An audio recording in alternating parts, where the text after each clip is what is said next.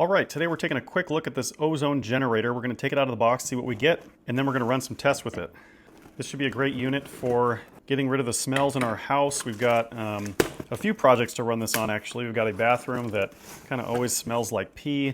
We're going to use a UV light, and I'll show you exactly what the problem is.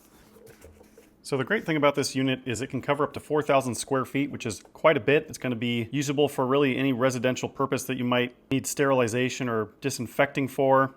If you got strong smells, having an ozone generator treat a certain area can really help get them out.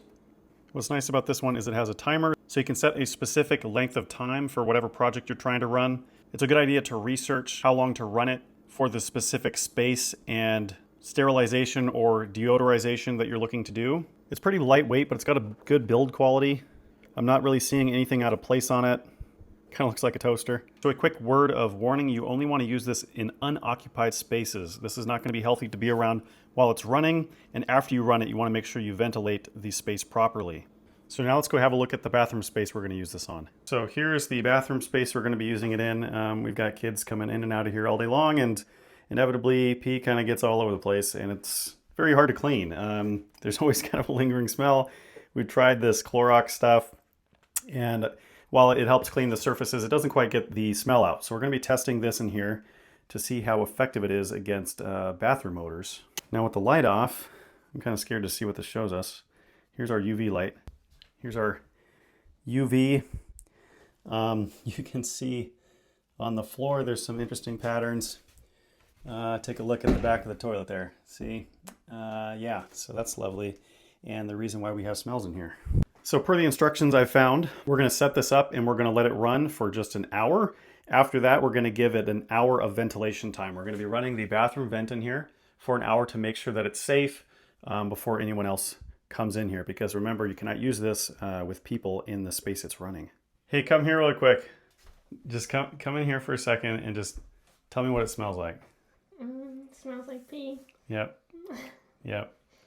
Well, we'll see how this thing does then. All right, so we're plugged in. We set the timer to 60 minutes. We're going to turn it on. Here we go. And something I appreciate that they include is this no entry thing. So we can put this on the bathroom door. Lets people know not to go in there while it's being treated. All right, so we let this run for an hour, and then I let it sit with no ventilation in here for another hour, and now it's been venting just through the bathroom vent for just a little over an hour. I can still smell the ozone smell in here, so I'm gonna go ahead and give it some more time.